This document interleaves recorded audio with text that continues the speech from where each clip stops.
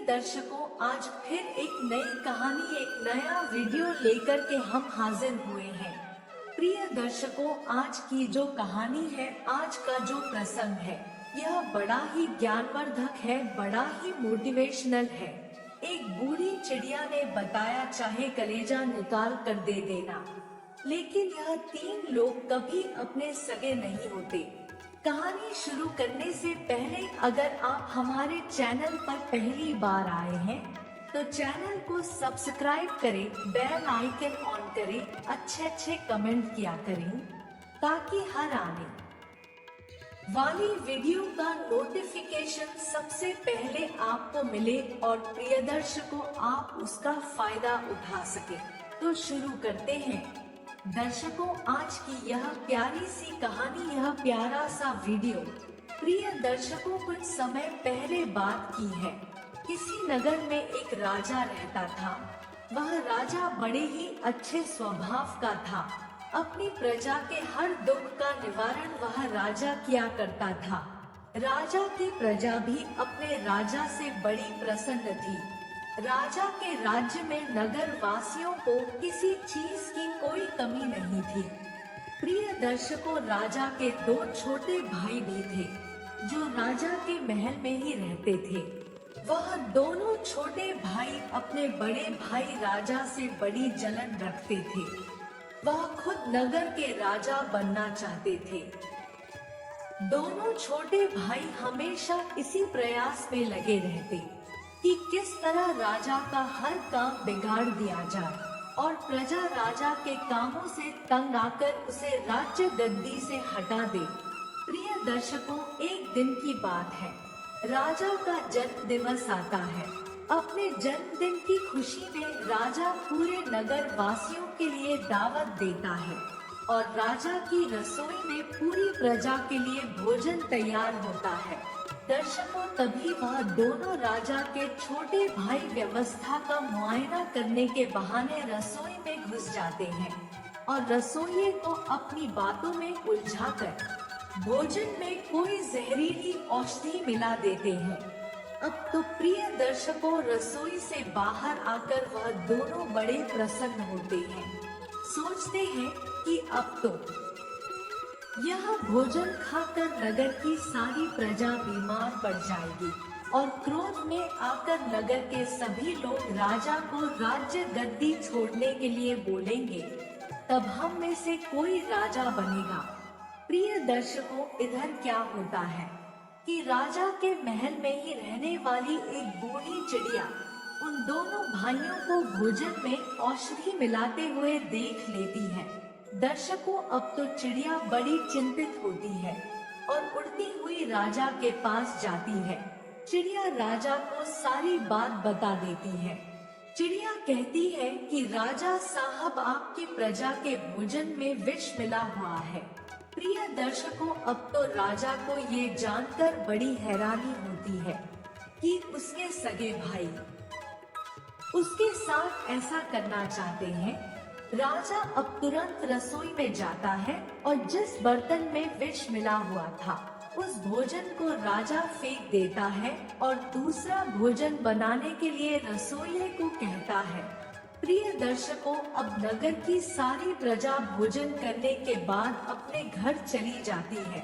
इधर राजा उस बूढ़ी चिड़िया का खूब धन्यवाद करता है और कहता है कि ये चिड़िया, जिन भाइयों को मैं अपनी जान से ज्यादा चाहता हूँ, उन्होंने मेरे साथ ऐसा किया। मुझे तो विश्वास ही नहीं हो रहा है। चिड़िया कहती है कि राजा साहब, मैं कई दिनों से देख रही हूँ कि आपके दोनों छोटे भाई आपका हर काम बिगाड़ने का प्रयास करते रहते हैं। बूढ़ी चिड़िया आगे कहती है कि राजा साहब, मैं एक कहानी के माध्यम से आपको बताती हूँ कि चाहे कलेजा निकाल कर दे दो, लेकिन यह तीन लोग कभी अपने नहीं होते हैं। दर्शकों, राजा कहता है कि ये चिड़िया, तुम अपनी कहानी शुरू करो, मैं मन लगा करके कहानी को सुनूंगा। प्रिय दर्शकों, अब बूढ़ी चिड़िया अपनी कहानी प्रारंभ करती है। चिड़िया कहती है कि प्राचीन समय की बात है। किसी नगर में भानु प्रताप नाम का राजा राज करता था। उस राजा के महल के पास एक सुंदर सा बगीचा था। उस बगीचे में अनेकों तरह के फल और फूल वाले पेड़ लगे हुए थे, जिन पर तरह तरह के फल लगते थे। राजा के बगीचे में एक विचित्र पेड़ भी था, जिस पर सोने के फल लगते थे। राजा ने उस पेड़ की सुरक्षा के लिए कई सैनिक लगा रखे थे, ताकि कोई भी उस पेड़ से फल तोड़कर चुरा कर ना ले जाए। माली भी उसकी हर समय देखभाल करता था। माली रोजाना शाम को उस पेड़ के फल गिनकर सोता था और सुबह होने पर फिर उन्हें गिनता था। एक दिन की बात है, माली ने सुबह सुबह जब उस पेड़ के फल गिने तो उनमें से एक फल कम निकला। तब उस माली ने तुरंत ही राजा के दरबार में जाकर राजा को यह खबर दी। अब राजा साहब माली की बात सुनकर तुरंत बाग में पहुंच गए। राजा को यह दृश्य देख कर के बड़ा ही आश्चर्य हुआ कि हमारे बगीचे में सुरक्षा का इतना ज्यादा इंतजाम होते हुए भी, चारों तरफ सैनिकों का पहरा होते हुए भी, आखिर एक सोने का फल किसी ने चुरा लिया। तब राजा ने अपने दरबार में यह घोषणा कर दी कि जो कोई भी व्यक्ति हमारे सोने का फल चुराने वाले चोर को पकड़ कर लाएगा, उसे हम अपने दरबार में सबके सामने सम्मानित करेंगे। राजा की यह बात सुनकर सबसे बड़े राजकुमार ने राजा से कहा, पिताजी, यदि ऐसी बात है तो तुम चिंता मत करो। आज रात्रि को मैं बाग में पहरा लगाऊंगा और मैं तुम्हें उस चोर को पकड़ कर दिखाऊंगा जो हमारे बगीचे से फल चुरा कर ले गया है। राजा भानु प्रताप ने अपने बड़े बेटे को रात में पहरा देने की इजाजत दे दी। प्रिय दर्शकों, उसके बाद में बड़ा राजकुमार उसी बगीचे के चारों तरफ पहरा देने लगा। लेकिन पहरा देते देते 2-3 घंटों के बाद में उस राजकुमार को नींद आ गई और नींद की वजह से राजकुमार सो गया। सुबह उठकर के राजकुमार ने जब उस पेड़ के फल गिने तो उसमें से एक फल कम था। राजकुमार को बड़ी हैरानी हुई। सोचने लगा कि मैं रात भर पहरा लगाता रहा, फिर भी कोई फल को चुरा कर ले गया। सुबह उसने यह बात राजा साहब को बताई। राजा ने देखा कि हमारा बड़ा बेटा सोने के वृक्ष की रखवाली करने में असमर्थ रहा। उसके रात में पहरा देने के बाद भी चोर फल चुरा कर ले गया। अगले दिन राजा से उसके दूसरे बेटे ने इजाजत मांगी और कहा, पिताजी, वृक्ष की रखवाली का काम आज मैं करूंगा। देखता हूँ फल कौन चुरा कर ले जाता है। अब दूसरी रात के लिए राजा ने अपने दूसरे बेटे को इजाजत दे दी और कहा, पुत्र, जाओ और हमारे बगीचे की ठीक से पहरेदारी करना। सुबह तक चोर हमारी पकड़ में आ जाना चाहिए। प्रिय दर्शकों, राजा का दूसरा बेटा भी अब उस सोने के फल वाले वृक्ष की रखवाली करने के लिए चला गया। आधी रात तक वह पहरा देता रहा। उसके बाद उसे भी नींद आ गई। फल की चोरी उस रात भी हो गई। यह देखकर के राजा बड़ा ही चिंतित हुआ। बाकी दरबार के लोगों को भी यह समझ में नहीं आ रहा था कि आखिर क्या किया जाए। इस बात को सोच सोच करके सभी लोग हताश निराश बैठे हुए थे। तब राजा का छोटा राजकुमार आता है और कहता है, पिताजी, आज रात आप मुझे भी इजाजत दे दो। मैं भी उस वृक्ष की पहरेदारी करना चाहता हूँ। मैं भी देखना चाहता हूँ कि वह चोर कौन है जो हमारी पकड़ में नहीं आ रहा है। मैं आपको विश्वास दिलाता हूँ, यदि आज रात्रि में मैंने पहरा दिया तो उस चोर को पकड़ के आपके हवाले कर दूंगा। प्रिय दर्शकों, राजा भानु प्रताप अपने छोटे पुत्र से अधिकतर नाराज रहता था। उसकी नाराजगी का कारण था कि वह अपने छोटे बेटे को सबसे बड़ा मूर्ख मानता था। राजा ने अपने छोटे बेटे से कहा, जब तुम्हारे दो भाई असफल हो गए हैं तो तुम क्या कर सकते हो? इसलिए बेटा तुम जाओ अपना काम करो, यह काम तुम्हारे बस का नहीं है। किंतु राजा का छोटा राजकुमार नहीं माना। उसने कहा, पिताजी एक बार मुझे अवसर देकर तो देखो। राजकुमार के बार बार निवेदन करने पर अंत में राजा ने उसे पहरा देने की इजाजत दे दी। अब तो प्रिय दर्शकों, छोटा राजकुमार उस वृक्ष की रखवाली करने के लिए बगीचे में पहुंच गया और रात में जागकर उसकी पहरेदारी करने लगा। उस राजकुमार ने तय किया कि चाहे कुछ भी हो जाए, मैं किसी भी परिस्थिति में आज रात सोऊंगा नहीं और आज रात्रि में उस चोर को जरूर पकड़ लूंगा। प्रिय दर्शकों, अपनी नींद को जीतकर राजकुमार उस वृक्ष पर दृष्टि बनाए हुए था। आधी रात के बाद उसने देखा कि एक सोने का तोता उड़ता हुआ आया और उस वृक्ष पर बैठ गया। उसके देखते ही देखते सोने का वह तोता एक फल अपनी चोंच में पकड़कर वहां से जाने लगा। दर्शकों, राजकुमार तो पहले से ही सावधान था। उसने धनुष पर बाण चढ़ाया और उस तोते पर निशाना साधा और राजकुमार ने अपने धनुष से तीर छोड़ दिया। प्रिय दर्शकों, वह तोता बड़ा चालाक था। वह तीर के वार से बच गया और उड़ता हुआ वहां से चला गया, परंतु तीर लगने से उस सोने के तोता का एक पंख टूटकर नीचे गिर पड़ा। राजकुमार ने वह पंख उठाकर अपने पास में रख लिया और सवेरा होते ही पूरी बात राजा साहब को बताई और वो सोने का पंख भी राजा साहब को दे दिया। प्रिय दर्शकों, सोने के पंख को निहार कर राजा बड़ा चकित हुआ। वह उस पंख को देखकर उस पर मोहित हो गया। वह पंख को हाथ में लेकर देखता रहा। कहने लगा, पुत्रों, जब यह पंख इतना सुंदर है तो वह पूरा पक्षी कितना सुंदर होगा।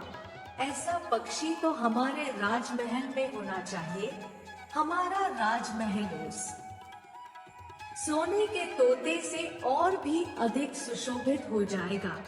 राजा ने तुरंत अपनी मन की इच्छा बताई और बोला, पुत्रों, अब मैं यह चाहता हूँ कि उस तोता को कोई पकड़ कर लाए। राजा की बात सुनते ही सबसे पहले राजा का बड़ा लड़का इस काम के लिए तैयार हुआ और बोला, पिताजी, मैं उस तोते को पकड़ कर लाऊंगा। इस प्रकार उस सुनहरे तोते को ढूंढने के लिए राजा भानु प्रताप का बड़ा बेटा जंगल की ओर चल दिया। जंगल में पहुंचने के बाद बड़े राजकुमार ने देखा कि एक वृक्ष पर बैठा एक सफेद तोता आराम कर रहा था। तोते को देखकर राजकुमार ने धनुष पर तीर चढ़ाया और तोते के ऊपर छोड़ने ही वाला था। तभी उसी समय तोते ने चिल्लाकर कहा कि हे राजकुमार, आप मुझे मत मारो। मुझे पता है कि तुम सोने के तोता की खोज में निकले हो। यदि तुम मेरी सलाह मानो और मेरे बताए हुए रास्ते पर चलो तो तुम अपने काम में सफल होकर लौटोगे। तुम इसी रास्ते पर सीधे चले जाओ। आगे जाने पर तुम्हें एक गांव से पहले 2 गुफाएं मिलेंगी। उनमें से एक गुफा बहुत ही सुंदर सजी धजी दिखाई देगी, जो दिखने में बड़ी लुभावनी होगी। दूसरी गुफा उबड़ खाबड़ झाड़ कांटों से युक्त होगी, लेकिन तुम उस सुंदर गुफा में प्रवेश मत करना। तुम उस झाड़ियों से युक्त गुफा में प्रवेश कर जाना। जब तुम उस गुफा के अंदर जाओगे तो तुम अपने उद्देश्य में सफल होकर लौटोगे। सफेद तोता की बात सुनकर राजकुमार ने सोचा, जरूर यह तोता मुझे मूर्ख बनाकर किसी गलत स्थान पर पहुंचाना चाहता है। मुझे इस धूर्त तोते की बातों में नहीं आना चाहिए। अब तो राजकुमार ने उस तोते को डांटते हुए कहा, अरे धूर्त तोते, तू मुझे बेवकूफ बना रहा है। मैं तेरी बातों में नहीं आऊंगा। मुझे तेरी मदद और सलाह की कोई जरूरत नहीं है। चल भाग जा यहाँ से। इतना कहने के बाद राजकुमार ने धनुष से तीर उस तोते के ऊपर छोड़ दिया, लेकिन वह चालाक तोता राजकुमार के तीर से बचकर भाग गया। प्रिय दर्शकों, चिड़िया आगे कहती है कि उसके बाद राजकुमार ने आगे को प्रस्थान किया। चलते चलते वह एक नगर के पास पहुंचा तो उसने देखा कि सचमुच वहां दो गुफाएं थी। उनमें से एक गुफा बड़ी ही साफ सुथरी और सुंदर लग रही थी। गुफा के अंदर से लोगों के नाचने गाने की आवाजें आ रही थी। उस सुंदर गुफा को देखकर राजकुमार के मन में भी उसके अंदर जाने की इच्छा हुई। राजकुमार जाकर उस सुंदर सी गुफा में ठहर गया। गुफा में पहुंचने के बाद वह भी उस नाच गान में शामिल हो गया। वह यह भूल गया कि वह एक सोने के तोता की तलाश में निकला था। प्रिय दर्शकों, इस प्रकार उसे कई दिन बीत गए, ना तो उसने उस तोते की तलाश करी और ना ही वह अपने घर लौटा। तब राजा भानु प्रताप ने अपने दूसरे बेटे को आदेश दिया कि बेटा, तुम्हारा बड़ा भाई भी अभी तक लौट कर नहीं आया है। सोने के तोते की तलाश करने के लिए गया था। अब तुम जाओ और उस तोते की तलाश करके आओ। राजा की आज्ञा पाकर राजा का दूसरा बेटा जंगल के लिए चल दिया। जंगल में पहुंचा तो उसे भी वही सफेद तोता मिल गया जो उसके बड़े भाई को मिला था। वही बातें तोता ने उस दूसरे राजकुमार से भी कही, लेकिन दूसरे राजकुमार ने भी अपने भाई की तरह सफेद तोते की बात नहीं मानी और चलते चलते वह भी उसी सुंदर गुफा के अंदर चला गया और उस गुफा में हो रहे नाच गान में शामिल हो गया। वह भी भूल गया कि वो किस काम से आया है। प्रिय दर्शकों, जब दूसरा राजकुमार भी लौटकर अपने नगर नहीं गया, तब राजा के सबसे छोटे बेटे ने राजा से कहा, पिताजी, मैं सोने के तोते की खोज करने के लिए जाऊंगा। राजा ने कहा, पुत्र, जब तुम्हारे दो भाई उस तोते को नहीं तलाश कर पाए तो तुम क्या कर पाओगे? इसलिए तुम शांत रहो और घर में बैठो। राजा के बार बार मना करने के बाद भी छोटा राजकुमार जिद करने लगा। तब मजबूर होकर राजा ने उसे जाने की इजाजत दे दी। दर्शकों, अपने भाइयों की तरह छोटा राजकुमार भी घोड़ा लेकर जंगल की ओर निकल पड़ा। जंगल में पहुंचने पर उसे भी वही सफेद तोता मिलता है। उसे देखकर राजकुमार ने अपना धनुष बांध लिया और तोता पर तान दिया। तोता ने कहा, हे राजकुमार, तुम मुझे मत मारो, मैं तुम्हारे बहुत काम आऊंगा।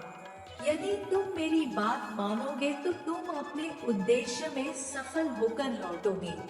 प्रिय दर्शकों, उस राजकुमार ने तोते की बातों को बड़े ध्यान से सुना और कहा, ठीक है, आप जैसा बताओगे मैं वैसा ही करूँगा और मैं तुम्हें अब नहीं मारूंगा। तब खुश होकर के तोता कहता है, हे राजकुमार, तुम मुझे बहुत अच्छे इंसान मालूम पड़ते हो, क्योंकि तुमने मेरी बातों का मजाक नहीं उड़ाया और मुझ पर तीर भी नहीं चलाया। मैं तुमसे इसी बात से प्रसन्न हूँ। मुझसे जितनी हो सकेगी मैं तुम्हारी मदद करूँगा। चलो, मैं तुम्हें उस गुफा तक पहुँचा देता हूँ। आओ और मेरी पीठ पर बैठ जाओ। इस प्रकार वह तोता अपने आकार को और बड़ा कर लेता है। अब राजकुमार उसके ऊपर सवार हो गया। राजकुमार के बैठते ही वो तोता एकदम से हवा में उड़ने लगा और थोड़ी ही देर में उस जंगल और पहाड़ों को पार करता हुआ उसी नगर में जा पहुंचा। वहां उसे दो गुफा दिखाई दी। तब राजकुमार ने उस तोता की बात मानकर उस पुरानी गुफा में ही डेरा डाल दिया और वहीं अपने रहने का स्थान बना लिया। वहीं बाजू में बहुत सुंदर सी दिखने वाली भी गुफा थी, पर छोटा राजकुमार उसके लोभ में नहीं आया। वह उस गुफा में नहीं गया। रात भर विश्राम करने के बाद सवेरा होने पर राजकुमार आगे को चल देता है। वहाँ से कुछ दूरी तय करने पर उसे वही तोता फिर मिल जाता है। तो उसने राजकुमार से कहा, हे राजकुमार, अब मैं तुम्हें बताता हूँ कि अब यहाँ से आगे तुम्हें क्या करना है। तुम यहाँ से सीधे चलते रहो। आगे चलने पर तुम्हें बहुत ही सुंदर महल मिलेगा, जिस महल की हर समय सैनिक लोग पहरेदारी करते हैं।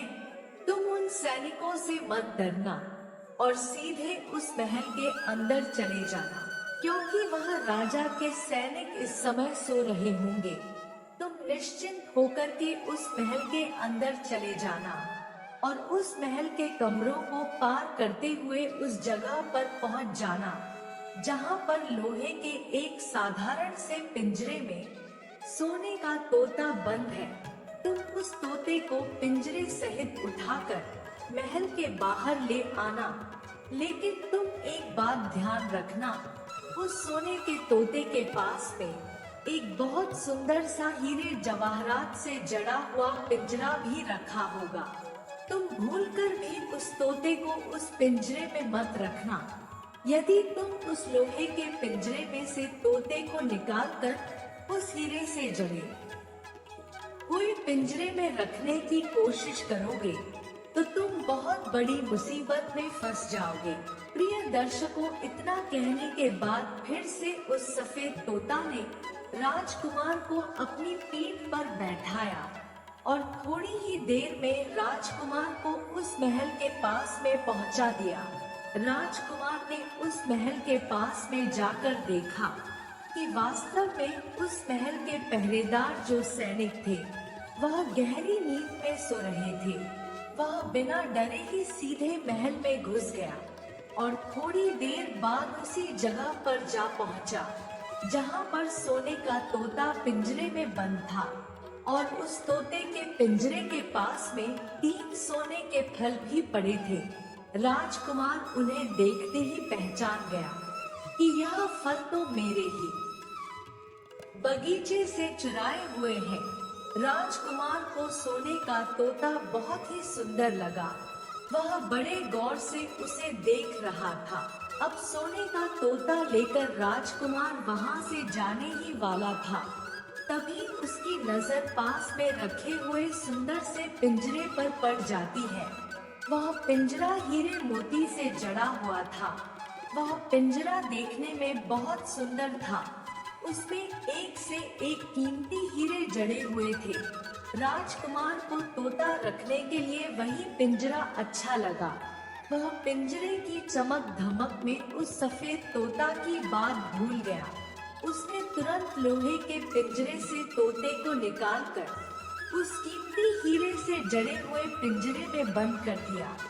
प्रिय दर्शकों, उस तोता ने नए पिंजरे में आने के बाद में जोर जोर से शोर मचाना शुरू कर दिया। वह राजकुमार अभी उस पिंजरे को उठाकर उस जगह से थोड़ी दूर भी नहीं चल पाया था। तभी उसी समय पर बहुत सारे सैनिक उस राजकुमार के पास आ पहुँचे और सिपाहियों ने उस राजकुमार को बंदी बना लिया। अब राजकुमार को अपनी भूल पर पश्चाताप होने लगा। उसे याद आने लगा कि सफेद तोता ने मुझसे क्या कहा था और मैंने क्या कर दिया। अब क्या हो सकता है? अब तो मैं सिपाहियों के द्वारा बंदी बना लिया गया हूँ। तब सैनिक उस राजकुमार को खींचते हुए राजा के दरबार में लेकर गए। राजा के पूछने पर राजकुमार ने पूरी बात बता दी। राजा कहने लगा, है राजकुमार, तुम आज मेरे महल में चोरी करने के लिए आए थे। इस अपराध के लिए मैं तुम्हें क्षमा नहीं कर सकता। इस अपराध की वजह से मैं तुम्हें फांसी की सजा देता हूँ। लेकिन मैं तुम्हें एक अवसर देता हूँ। हे राजकुमार, यदि तुमने मेरा एक काम कर दिया तो मैं तुम्हें छोड़ दूंगा। प्रिय दर्शकों, यह सुनकर राजकुमार कहने लगा, बताइए महाराज, मुझे क्या करना होगा। तब राजा कहता है कि यदि तुम मेरे लिए सोने का एक मृग लाकर दे दोगे तो मैं तुम्हें बाइज्जत छोड़ दूंगा, और इसके बदले में मैं तुम्हें यह सोने का तोता भी दे दूंगा। दर्शकों, अब क्या होता है, राजकुमार को अपनी जान बचाने के लिए राजा की वह शर्त माननी पड़ी। अब वह राजकुमार सोने के मृग की तलाश में निकला। उस महल से बाहर जाने के बाद में राजकुमार ने देखा कि वह सफेद तोता उसका इंतजार कर रहा है।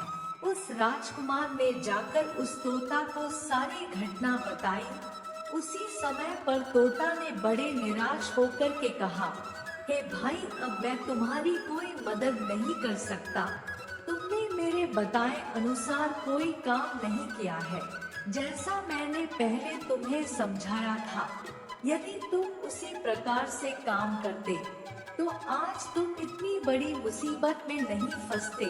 राजकुमार बोला, भाई, मुझसे बहुत बड़ी गलती हो गई, मुझे माफ कर दो और एक बार मेरी मदद और कर दो।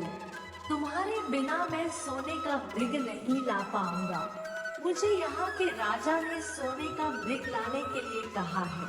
यदि मैंने ऐसा नहीं किया और सोने का मृग नहीं दिया तो यहाँ का राजा मुझे वह सोने का तोता नहीं देगा और मुझे फांसी पर लटका देगा। तब सफेद तोता ने राजकुमार की बात सुनकर कहा, ठीक है भाई, मैं तुम्हें माफ कर देता हूँ। अब तुम एक काम करो, मेरे ऊपर बैठ जाओ। यहाँ से कुछ दूर जाने के बाद दूसरे राज्य में तुम्हें एक महल मिलेगा। उस महल के पास एक बगीचे में तुम्हें सोने का मृग दिखेगा। उस बगीचे के नौकर चाकर सभी सो रहे होंगे। तुम चुपचाप जाना और उस सोने के मृग को पकड़ कर ले आना। लेकिन राजकुमार, एक बात याद रखना, उस मृग को बांधने के लिए वही 2 रस्सी पड़ी होंगी। उनमें से एक रस्सी पुरानी होगी और दूसरी सोने की रस्सी होगी। तुम उस मृग को उस साधारण पुरानी रस्सी से बांध लेना। उस सोने की रस्सी को हाथ भी मत लगाना। उसके बाद तुम उस मृग की पीठ पर सवार हो जाना, क्योंकि वह मृग घोड़े की तरह दौड़ता है। तुम उस मृग को दौड़ाते हुए बगीचे से बाहर निकल आना। राजकुमार ने कहा, हे तोता, इस बार मैं कोई गलती नहीं करूँगा। जैसा तुमने बताया है मैं वैसा ही करूँगा। प्रिय दर्शकों, अब तो सफेद तोता ने उस राजकुमार को अपनी ऊपर बैठाकर और कुछ ही समय में उसको उस महल के बगीचे के पास में पहुंचा दिया। उस बगीचे के पास पहुंचते ही उस तोता ने उसे नीचे उतारा और फिर वहां से चला गया। तब राजकुमार सीधा उस महल के अंदर घूमता हुआ सीधे उस बगीचे में जाता है। तो महल में जाकर उसने देखा कि सभी नौकर चाकर सो रहे हैं। फिर थोड़ी देर में वह राजकुमार उस महल के पास में जो बगीचा था, उस बगीचे में जब वह पहुंचा तो उस बगीचे में एक बहुत ही सुंदर सोने का मृग घूम रहा था। राजकुमार ने उस बगीचे में जाकर देखा। राजकुमार ने इतना सुंदर मृग कभी सपने में भी नहीं देखा था। राजकुमार ने आगे बढ़कर उस मृग को पकड़ लिया। जब वह उसे बांधने के लिए रस्सी देख रहा था तो उसकी नजर कोने में पड़ी हुई एक सोने की रस्सी पर गई। वह रस्सी दिखने में बहुत सुंदर लग रही थी और उसमें हीरे मोती चमचमा रहे थे। उसके पास में एक और पुरानी सी साधारण रस्सी पड़ी हुई थी। राजकुमार ने सोचा कि इतने सुंदर मृग पर पुरानी साधारण सी रस्सी बांधना अच्छा नहीं लगेगा। राजकुमार उस सोने की रस्सी के लोभ में पड़ गया। उसने वह साधारण रस्सी को छोड़कर सोने की रस्सी उठा ली और उसके गले में बांधने लगा। प्रिय दर्शकों, इतने में वह मृग उसी समय जोर जोर से चिल्लाने लगा। मृग की आवाज सुनकर महल के जो सिपाही थे वह सब जाग गए। थोड़ी ही देर में उन सिपाहियों ने उस राजकुमार को बंदी बना लिया। तब सिपाहियों ने उस राजकुमार के हाथ बांधकर उसे अपने राजा के सामने पेश कर दिया। तब राजा ने सारी कहानी सुनकर कहा, युवक, तुमने मेरे सोने के मृग को चुराने की कोशिश की है, इसीलिए मैं तुम्हें फांसी की सजा का हुक्म देता हूँ। लेकिन राजकुमार, इससे पहले यदि तुम मेरा एक काम कर देते हो तो मैं तुम्हें छोड़ सकता हूँ। प्रिय दर्शकों, राजा कहता है कि यहाँ से कुछ दूरी पर एक सोने से बना हुआ एक महल है और महल में एक बहुत ही सुंदर राजकुमारी रहती है। राजकुमार, यदि तुम मेरे लिए उस राजकुमारी को लाकर दे दो तो मैं तुम्हारे प्राण छोड़ सकता हूँ और तुम्हें उसके बदले में सोने का यह मृग भी दे दूंगा। प्रिय दर्शकों, अब वह राजकुमार फिर से एक नई मुसीबत में पड़ गया था। राजकुमार को मजबूर होकर उस राजा की शर्त माननी पड़ी। अब राजकुमार वहां से सोने से बने हुए उस महल की खोज में निकल पड़ता है। वहां से कुछ दूर निकलने पर उसे फिर वही सफेद तोता मिल जाता है। तोता कहने लगा, है भाई, तुमने इस बार फिर से मेरी बातों को नहीं माना। यदि तुम मेरी बातों को मान जाते तो आज यह नई मुसीबत तुम्हारे आगे खड़ी नहीं होती। हे राजकुमार, अब मुझे तुम पर बहुत क्रोध आ रहा है, फिर भी मैं तुम्हारी मदद जरूर करूंगा। मैं तुम्हें उस सोने से बने हुए महल के पास पहुंचा दूंगा। तुम उस महल के बाहर छुपे रहना। जब उस महल से निकलकर राजकुमारी एक सरोवर में स्नान के लिए आए तो उसी समय पर तुम आगे बढ़ करके उस राजकुमारी का हाथ पकड़ लेना। जैसे ही तुम राजकुमारी चंद्रप्रभा का हाथ पकड़ोगे तो उसी समय राजकुमारी तुम्हारे साथ आने को तैयार हो जाएगी। लेकिन राजकुमार, एक बात तुम मेरी गांठ बांध कर रखना, तुम उस राजकुमारी को वहां से अपने साथ लेकर चले आना। वह चाहे कितना ही कहे पर उसे महल में वापस मत जाने देना। तोता कहता है कि हे राजकुमार, वह राजकुमारी तुम्हें मीठी मीठी बातों में फंसाने का प्रयास तो बहुत करेगी और तुमसे कहेगी कि मैं अभी तुरंत ही अपने माता पिता से मिलकर आती हूँ। लेकिन तुम उस राजकुमारी की इन मीठी मीठी बातों में मत फंसना। अगर तुमने उसे जाने दिया तो फिर तुम नई मुसीबत में पड़ जाओगे। इतना कहने के बाद सफेद तोता ने राजकुमार को अपनी पीठ पर बैठा लिया और हवा में उड़ता हुआ उसी महल की ओर चलने लगा। महल के पास पहुंचते ही वह राजकुमार एक वृक्ष की आड़ लेकर खड़ा हो गया। प्रिय दर्शकों, इधर राजकुमारी सरोवर में स्नान करने के लिए महल से बाहर आई तो उसी समय पर राजकुमार ने बड़ी हिम्मत बांधकर आगे बढ़कर राजकुमारी का हाथ कसकर पकड़ लिया। राजकुमार के छूते ही राजकुमारी उसके साथ चलने को तैयार हो गई। राजकुमारी कहने लगी, है राजकुमार, तुम मुझे जहाँ भी ले जाना चाहते हो मैं वहाँ तुम्हारे साथ चलने को तैयार हूँ, लेकिन इससे पहले मुझे थोड़ी देर के लिए अपने माता पिता से मिलकर आने दो। प्रिय दर्शकों, राजकुमार को तोता की बात अच्छी तरह से याद थी। सोचने लगा कि अब मैं कोई गलती नहीं करूँगा। राजकुमार ने कहा, नहीं राजकुमारी, ऐसा नहीं हो सकता, तुम्हें अभी तुरंत ही मेरे साथ चलना पड़ेगा। राजकुमार की बात सुनकर राजकुमारी रोने लगी। राजकुमारी को रोता हुआ देखकर राजकुमार को उस पर दया आने लगी। एक स्त्री के आंसुओं ने उसे पिघला दिया। इस प्रकार दयावश राजकुमार का मन पिघल गया। अंत में राजकुमार राजी हो गया और कहने लगा कि हे राजकुमारी, तुम रो मत। थोड़ी देर के लिए तुम अपने माता पिता के पास जाओ और उनसे मिलकर शीघ्र मेरे पास लौट आना। प्रिय दर्शकों, जैसे ही राजकुमारी ने अपने महल में पैर रखा तो उसी समय उस महल के सिपाही जाग गए और उन्होंने तुरंत राजकुमार को बंदी बना लिया। अपनी करनी पर अब वह राजकुमार बहुत पछताने लगा, लेकिन अब क्या हो सकता था। तोता ने तो उसे बहुत आगाह किया था, पर वह बार बार गलती करता जा रहा था। इधर सिपाहियों ने उसे अपने राजा के पास ले जाकर खड़ा कर दिया। राजा इस बात से बहुत ज्यादा नाराज था। राजा ने तुरंत अपने सिपाहियों को आदेश दिया कि इस युवक को तुरंत फांसी पर चढ़ा दो। प्रिय दर्शकों, राजा का ऐसा आदेश सुनकर राजकुमार रोने लगा, गिड़गिड़ाने लगा। इस पर राजा ने थोड़ा विचार करके कहा, हे युवक, मैं अपने द्वारा दिया गया आदेश वापस नहीं ले सकता, लेकिन इससे पहले अगर तुम मेरा एक प्रिय काम कर दो तो राजकुमार, मैं तुम्हारी जान बख्श सकता हूँ।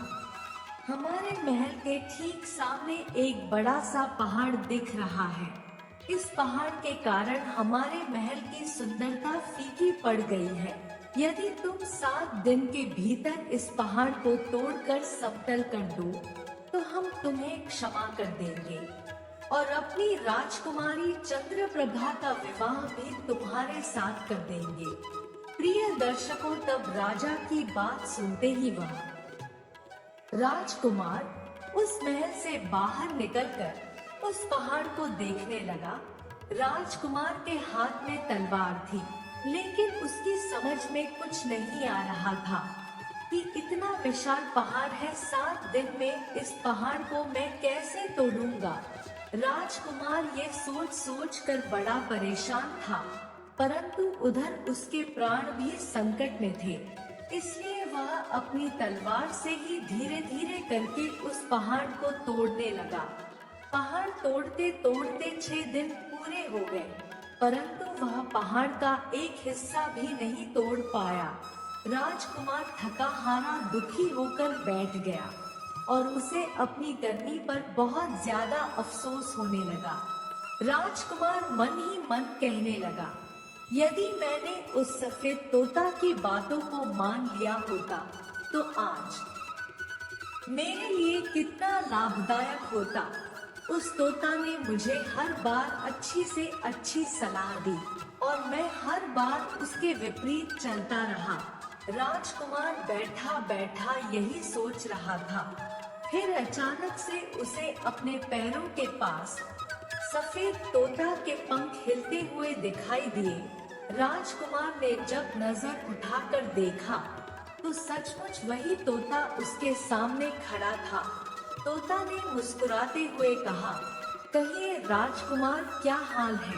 इस बार तुम्हारी मदद करने के लिए मेरी जरा भी इच्छा नहीं हो रही है, लेकिन मैं तुमको 6 दिनों से इस पहाड़ को तोड़ते हुए देख रहा हूँ, इसलिए मुझे तुम पर तरस आ रहा है। मैं तुम्हारी मदद करने के लिए चला आया। जाओ, तुम जाकर के आराम करो, क्योंकि तुम पहाड़ तोड़ते तोड़ते थक चुके हो। तुम सो जाओ, तुम्हारा यह काम मैं कुछ ही घंटों में निपटा दूंगा। राजकुमार तोता की बात मानकर चुपचाप वहां से उठकर विश्राम करने के लिए चला गया। थोड़ी ही देर में राजकुमार को नींद आ गई। सुबह को जब राजकुमार सोकर उठा तो उसे अपनी आंखों पर भरोसा नहीं हुआ। उसने देखा कि वहां कहीं भी उस पहाड़ का तो नामो निशान ही नहीं था। वहां उस सोने के महल का सुंदर दृश्य दिखाई दे रहा था। प्रिय दर्शकों, यह देखकर राजकुमार बड़ा प्रसन्न हुआ। वह सीधा वहां से राजा के दरबार में पहुंचा। तब राजा उसके काम से बहुत प्रसन्न हुआ। राजा ने तुरंत ही अपने वादे के अनुसार अपनी बेटी का विवाह उस राजकुमार के साथ कर दिया। जब राजकुमार उस सुंदर राजकुमारी चंद्रप्रभा के साथ में कुछ दूर तक चला तो उसे रास्ते में फिर से वही सफेद तोता मिल गया। कहने लगा, बधाई हो राजकुमार, राजकुमारी चंद्रप्रभा के साथ तुम्हें देखकर मुझे बहुत प्रसन्नता हो रही है, लेकिन अब तुम्हें सोने का मृग और सोने का तोता भी प्राप्त करना होगा, क्योंकि वह दोनों चीजें तुम्हारे ही मतलब की है। उन्हें प्राप्त करना अब तुम्हारे लिए कोई कठिन काम भी नहीं है।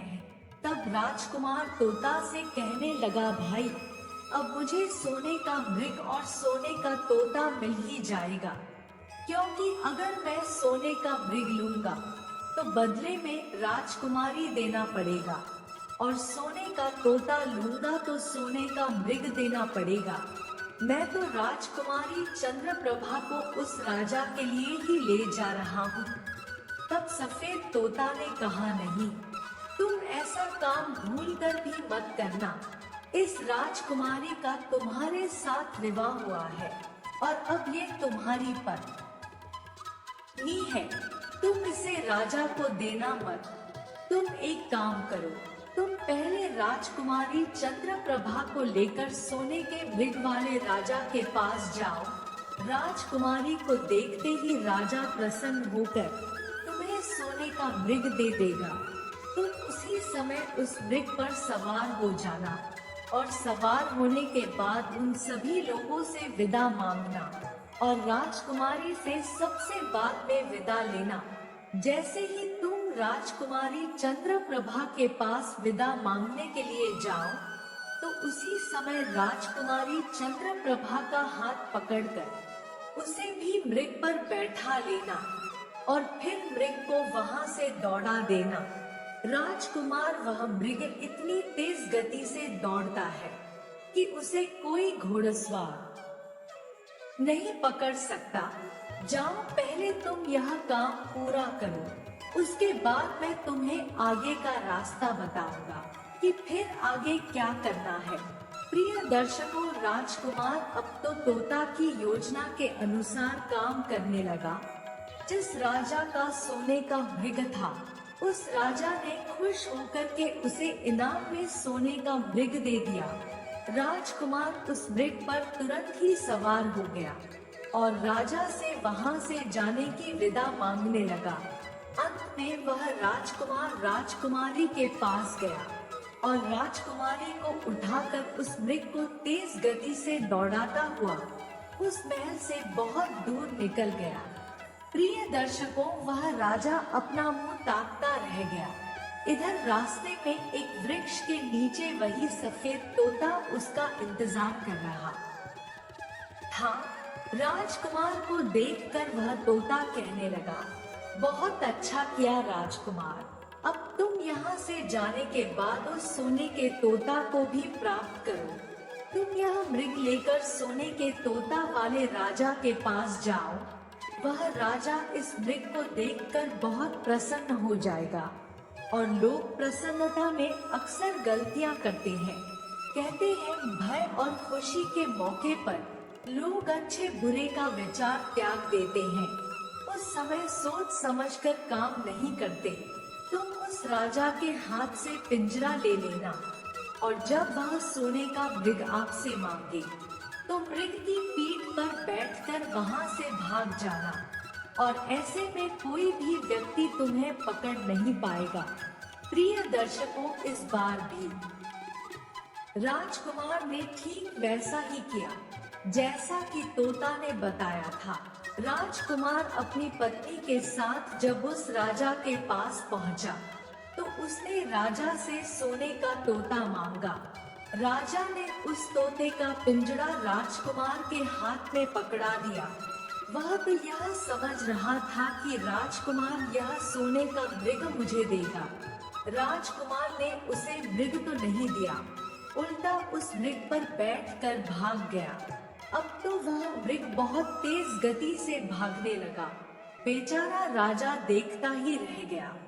प्रिय दर्शकों, इस प्रकार आगे जाने पर राजकुमार को वही सफेद तोता फिर मिल गया।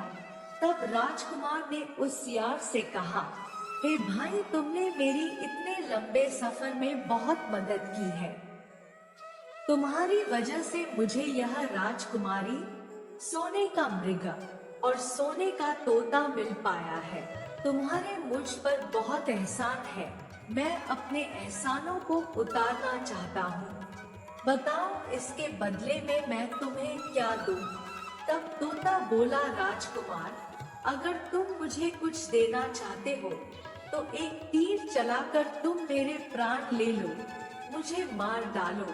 यदि तुम मुझे मार दोगे तो मुझ पर बहुत बड़ी कृपा करोगे, तुम मेरे एहसानों से मुक्त हो जाओगे।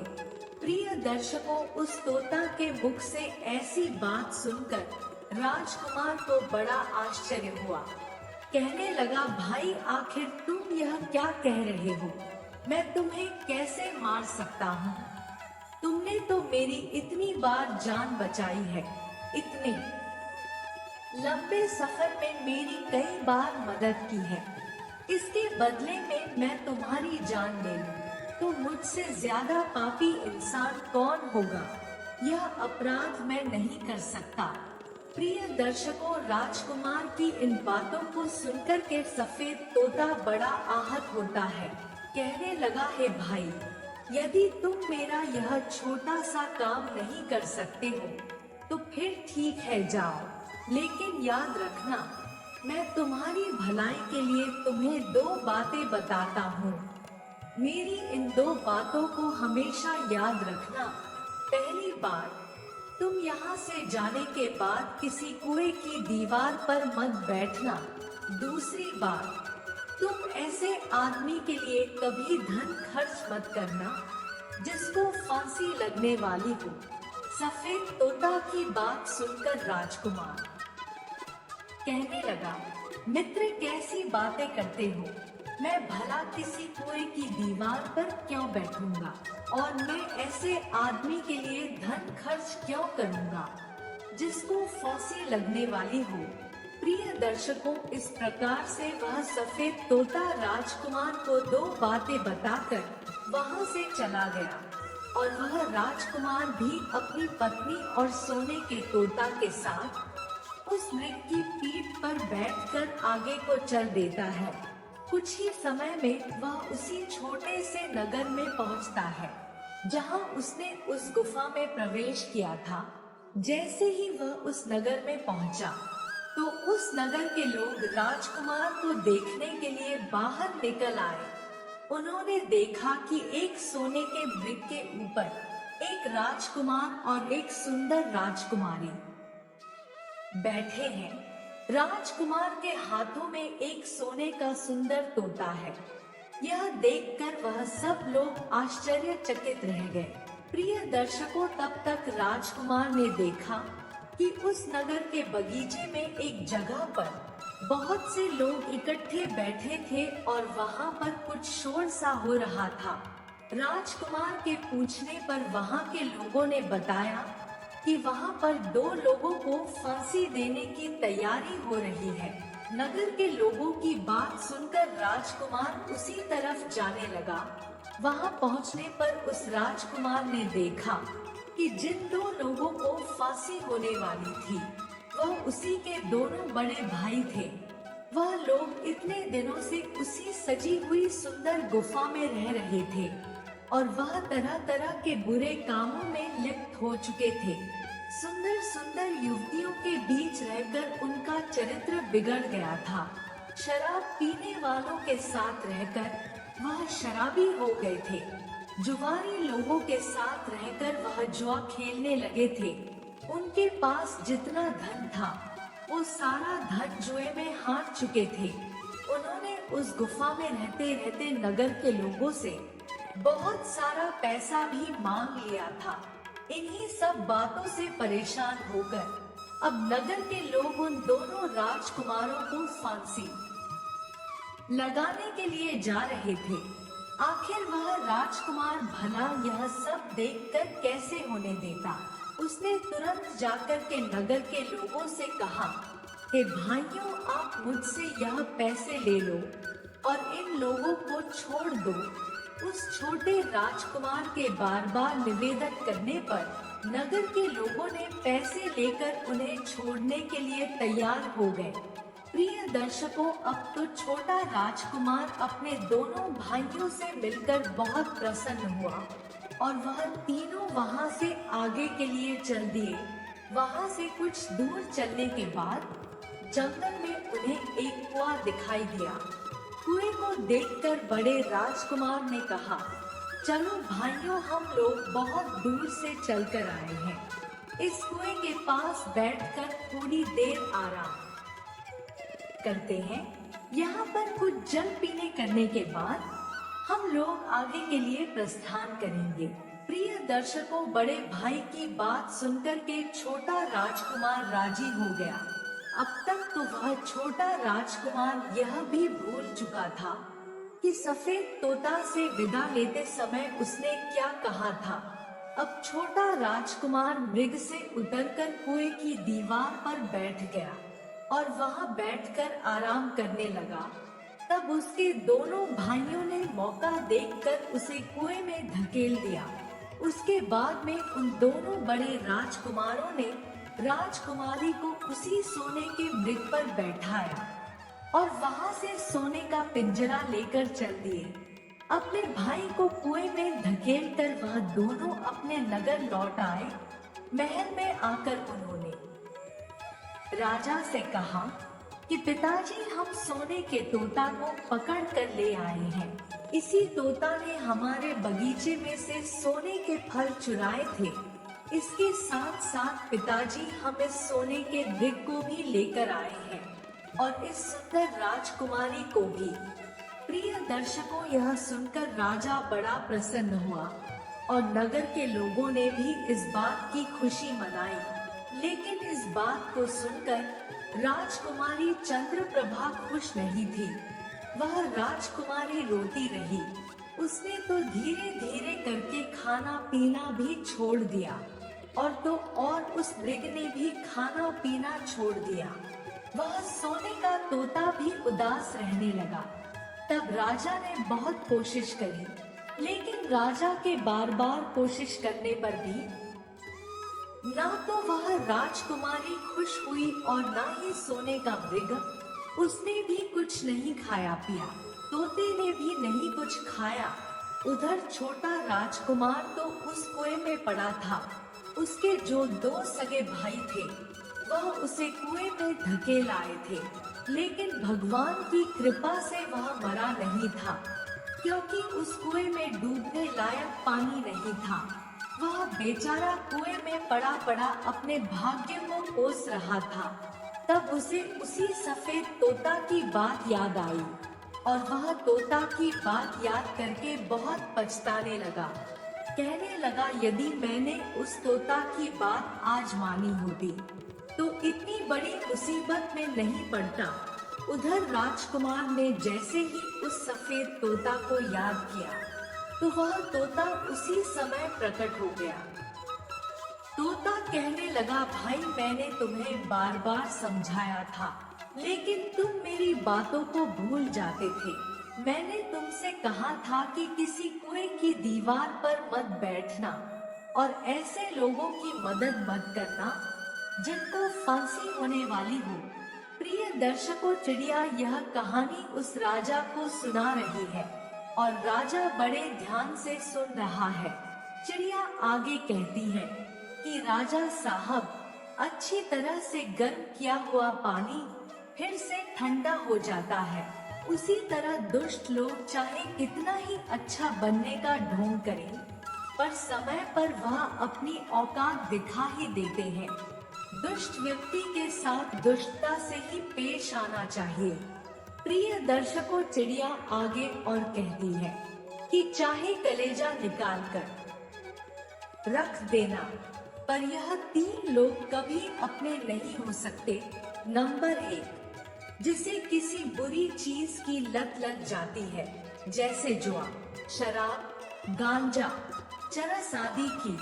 और दुष्ट नारियों के झूठे प्रेम में पड़ जाता है, वह अपनों को भी भुला देता है।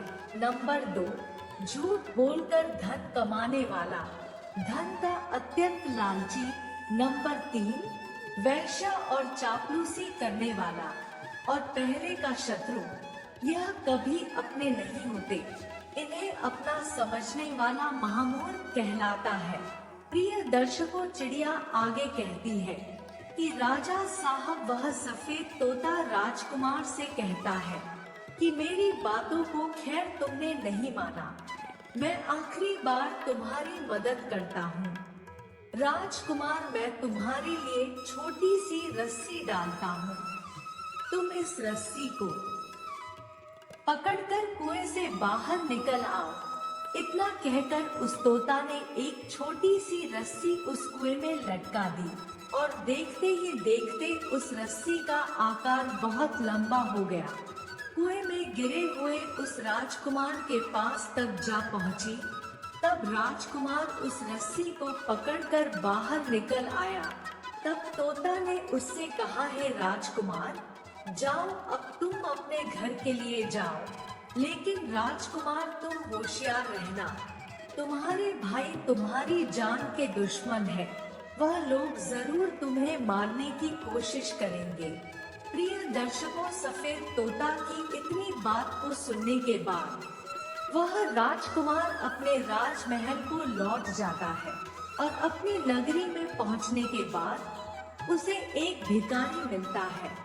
तब उस भिखारी को राजकुमार ने अपने वस्त्र दान में दे दिए और उसके फटे पुराने कपड़े लेकर पहन लिए।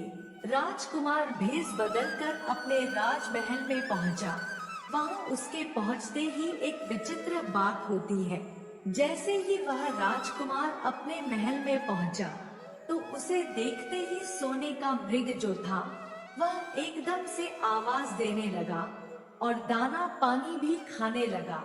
अब तो सोने का तोता भी खुशी से आवाजें करने लगा और वह भी खाने पीने लगा। राजकुमारी ने भी अपने आंसुओं को पोंछ डाला। उसके चेहरे पर खुशी झलक आई। प्रिय दर्शकों, राजा की समझ में कुछ नहीं आ रहा था कि यह सब क्या हो रहा है। राजा ने राजकुमारी से इस बात का कारण पूछा, तो राजकुमारी कहने लगी, है महाराज, मैंने आपको पहले ही सारी कहानी बता दी थी। आपके बड़े और मंझले राजकुमार ने आपके छोटे बेटे के साथ बहुत बड़ा धोखा किया है। इन्होंने आपको भी धोखा दिया है, लेकिन आपका छोटा राजकुमार यहाँ पर आ पहुँचा है, जिसे देखकर मुझे बहुत ज्यादा प्रसन्नता हो रही है। इसी राजकुमार के साथ में मेरा विवाह हुआ है और मैं अपने जीवन में इस राजकुमार के साथ ही रह सकती हूँ। राजा ने पूछा, पुत्री वह कहाँ है? तब जो व्यक्ति मैले फटे पुराने कपड़े पहने था, राजकुमारी ने उसी की तरफ इशारा कर दिया और कहा, है महाराज, यह रहा आपका छोटा राजकुमार। प्रिय दर्शकों, देखते ही देखते राजा ने अपने छोटे बेटे को पहचान लिया। अब तो राजा के अपने छोटे बेटे के प्रति विचार बदल गए। पहले वह उसे बुद्धिहीन मानता था, लेकिन अब वह उसे बड़ा समझदार और बहादुर मानने लगा। राजा अपने छोटे वाले पुत्र से बहुत ज्यादा प्रेम करने लगा। उसके बाद में राजा ने उस राजकुमार को अपना राज सिंहासन सौंपने का निश्चय कर लिया। बड़े और मंझले राजकुमार ने अपने छोटे भाई को धोखा दिया था और महाराज को भी धोखा दिया था। इस बात से महाराज उन दोनों से बहुत ज्यादा नाराज थे। राजा ने उन दोनों को अपने राज्य से निकाल दिया। इसके बाद में बड़ी हंसी खुशी के साथ, धूमधाम के साथ राजकुमारी का उस राजकुमार के साथ विवाह हुआ और दोनों आनंद पूर्वक रहने लगे।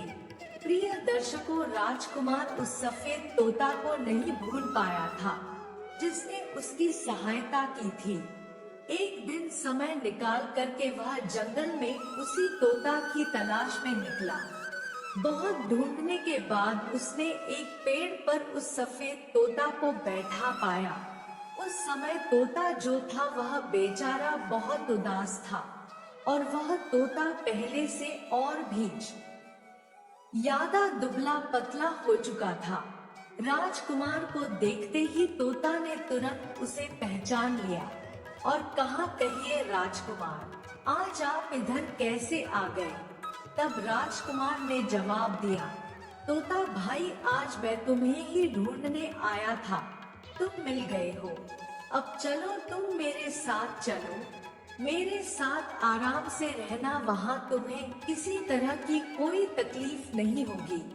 यहाँ तो जंगल में तुम्हें खाने पीने की भी दिक्कत है और शिकारियों का डर भी बना रहता है।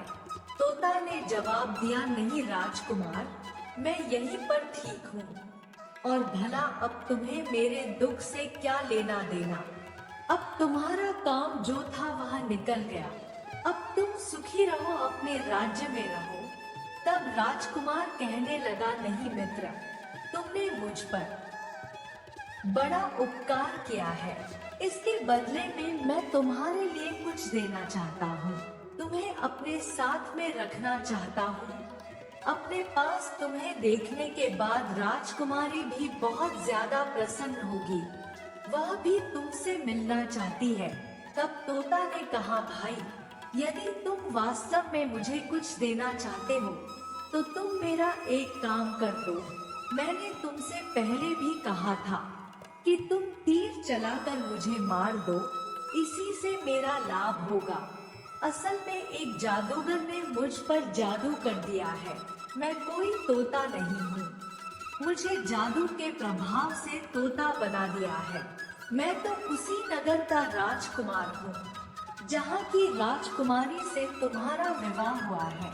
असल में यह राजकुमारी जो तुम्हारी पत्नी है, यह मेरी छोटी बहन है।